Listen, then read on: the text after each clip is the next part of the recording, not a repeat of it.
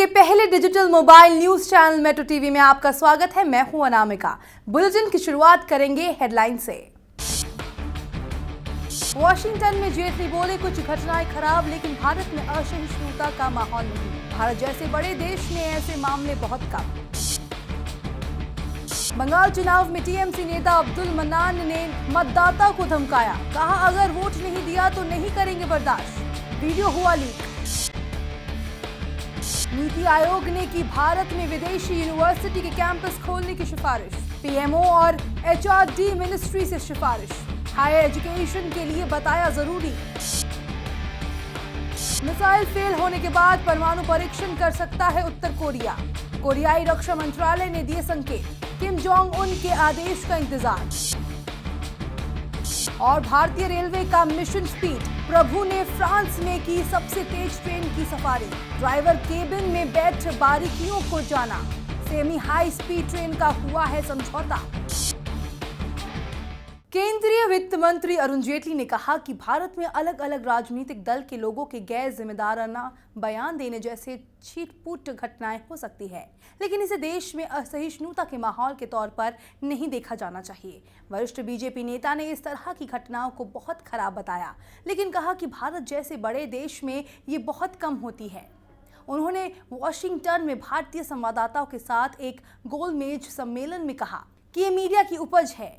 ये पूछे जाने पर कि क्या बीजेपी में किसी तरह का आत्मनिरीक्षण हो रहा है, उन्होंने कहा असल में ना तो पार्टी के एजेंडा में या जमीनी स्तर पर इस तरह की कोई गतिविधि है जिसे भारत जैसे बड़े देश में राज्य दर राज्य ये हो रहा है। नीति आयोग ने भारत में विदेशी यूनिवर्सिटीज के कैंपस खोलने की अनुमति देने के लिए पीएमओ और एचआरडी मिनिस्ट्री से सिफारिश की है।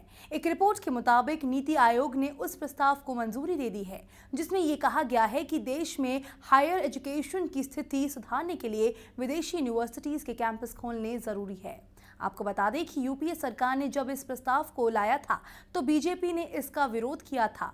विदेशी यूनिवर्सिटीज को भारत में बुलाने के लिए यूजीसी एक्ट में भी बदलाव किया जाएगा। पिछले साल प्रधानमंत्री नरेंद्र मोदी ने नीति आयोग से विदेशी यूनिवर्सिटीज के कैंपस की स्थापना करने से जुड़े रिपोर्ट को स्टडी करने को कहा था। जून 2015 में इस पर विचार करने के लिए सीनियर ब्यूरोक्रेट्स को मीटिंग के लिए भी बुलाया था। उत्तर कोरिया की ओर से देश के पूर्वी तट के समीप किए गए मध्यम दूरी के बैलिस्टिक मिसाइल का परीक्षण विफल रहने के बाद उसके इसी सप्ताह 5वां परमाणु परीक्षण करने की संभावना है।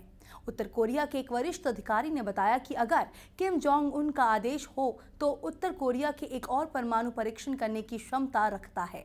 गौरतलब है कि उत्तर कोरिया ने 1800 मील दूरी तक मार करने वाली मिसाइल मुसूदन का कल परीक्षण किया था, जो विफल हो गया है। कोरियाई रक्षा मंत्रालय और विशेषज्ञों के मुताबिक मुसूदन मिसाइल को 3000 किलोमीटर से अधिक दूरी तक मार करने के लिए तैयार किया गया है। देश में हाई स्पीड ट्रेन लाने का सपना देख रहे रेल मंत्री सुरेश प्रभु ने खुद फ्रांस में इस ट्रेन का सफर किया, वो भी ड्राइवर के केबिन में बैठकर। इस ट्रेन के लाइव अनुभव को समझने के लिए उन्होंने ये फैसला किया। इस तरह उन्होंने पेरिस से रिम्स तक का 150 किलोमीटर का सफर मात्र 45 मिनट में पूरा किया। प्रभु ने फ्रांस की हाई स्पीड ट्रेन टीजीवी का सफर किया। ये ट्रेन 320 किलोमीटर प्रति घंटा की रफ्तार से फर्राटा भरती है। अपनी यात्रा के दौरान सुरेश प्रभु ने ट्रेन के ड्राइवर से सभी सुरक्षा इंतजामों और अत्याधुनिक सुविधाओं के बारे में जाना। भारतीय रेल ने फ्रांस के साथ सेमी हाई स्पीड ट्रेन लाने के लिए समझौता किया है। इसके मुताबिक वो नई दिल्ली से लेकर चंडीगढ़ तक का rail track semi high speed train के लायक बनाएगा। इसके अलावा फ्रांस अंबाला और जालंधर के स्टेशन को भी अत्याधुनिक बनाने में मदद करेगा। पश्चिम बंगाल की मुख्यमंत्री ममता बनर्जी की पार्टी तृणमूल कांग्रेस लगातार किसी न किसी विवाद में पड़ जा रही है। विधानसभा चुनाव जारी रहते पार्टी को स्टिंग ऑपरेशन व इलेक्शन कमीशन के नोटिस का पहले ही सामना करना पड़ चुका है। अब उसके एक नेता ने ऐसा बयान दे दिया है जिससे चुनाव आयोग को भुक्कुटी फिर तृणमूल कांग्रेस पर टेढ़ी हो सकती है। तृणमूल कांग्रेस के महासचिव अब्दुल मन्नान ने बीरभूम में चुनाव प्रचार के वोटरों को चेताते हुए कहा कि तृणमूल कांग्रेस को वोट नहीं देने पर वो कल्याणकारी योजनाओं के लाभ से वंचित रह सकते हैं।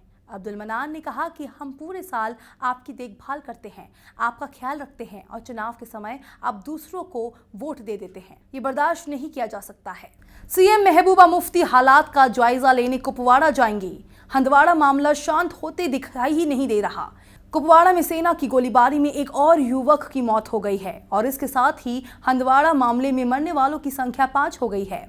गोलीबारी में 4 लोग घायल हुए हैं। मिली जानकारी के अनुसार शुक्रवार की नमाज के बाद विरोध प्रदर्शन शुरू हो गया। सेना की 47 आरआर ने लोगों को तीतर बीतर करने के लिए गोलीबारी शुरू कर दी। मौके पर 4 लोग घायल हो गए, जबकि एक युवक की अस्पताल में मौत हो गई। गौरतलब है कि मंगलवार को ये सारा मामला एक स्कूली लड़की को छेड़ने के बाद से उपजा था। आरोप है कि सेना के जवान ने लड़की के साथ छेड़छाड़ की थी। घाटी में दर्जन भर अलगाववादी पुलिस की हिरासत में है। दिल्ली सरकार ने डीजल पर लगने वाले वैट को 18% से घटाकर 16.6% कर दिया है। इसके बाद दिल्ली में डीजल की कीमत प्रति लीटर 7 पैसे कम हो जाएगी। दिल्ली सरकार ने ये फैसला डीजल पर हरियाणा सरकार की ओर से लगाए गए वैट के बराबर दर करने के लिए लिया है।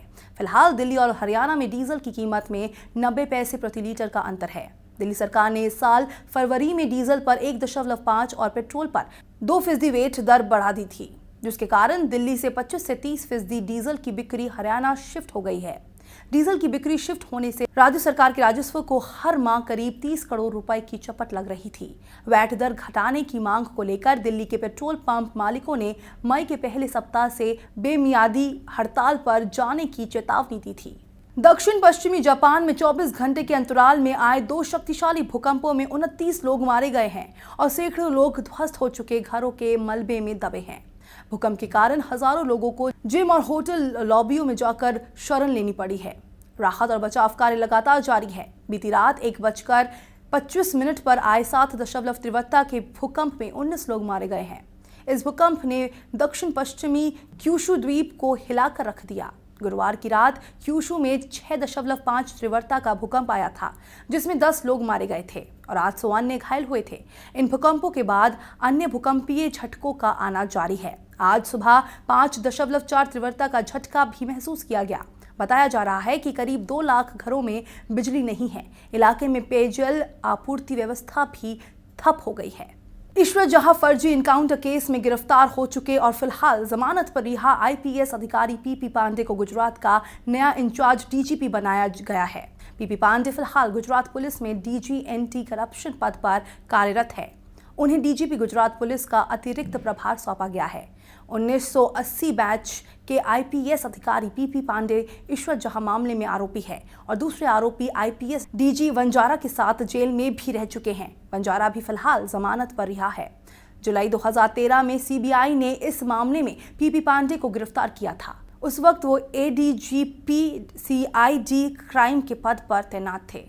दिल्ली के उपराज्यपाल नजीब जंग और आम आदमी पार्टी सरकार के बीच जारी तनातनी में एक नया अध्याय जुड़ गया है। जंग के कुक मोहम्मद नदीम ने अपने नवजात बच्चे को खोने के बाद दिल्ली सरकार के एक अस्पताल पर लापरवाही का आरोप लगाया है। उपराज्यपाल निवास और दिल्ली विधानसभा के नजदीक स्थित अरुणा अशरफ अली अस्पताल प्रशासन पर नदीम ने अपने बच्चे की मौत के लिए लापरवाही का आरोप लगाया है। उन्होंने कहा है कि गुरुवार की रात 24 साल की उनकी पत्नी सबा बानो को डिलीवरी के लिए अस्पताल ले जाया गया था, जहां डिलीवरी के वक्त उनके बच्चे की मौत हो गई। मोहम्मद नदीम उप राज्यपाल निवास में कुक का काम करते हैं। गुरुवार देर रात नजीब जंग के परिजनों ने भी अस्पताल पहुंचकर मामले में दखल दिया था। इसके बाद वहां हंगामा भी हुआ। साईं बाबा और शंकराचार्य विवाद अब सड़कों पर उतर आया है। जबलपुर में शुक्रवार को साई शोभा यात्रा के दौरान विरोध पर आमादा शंकराचार्य समर्थकों और पुलिस के बीच झड़प हो गई। साई शोभा यात्रा में हिंदू देवी देवताओं की झांकियां शामिल करने का विरोध कर रहे शंकराचार्य समर्थकों को पुलिस ने बलपूर्वक खदेड़ दिया। इसके बाद भी जब वो नहीं माने तो पुलिस ने करीब 2 दर्जन समर्थकों को हिरासत में ले लिया, जिन्हें देर रात छोड़ा गया।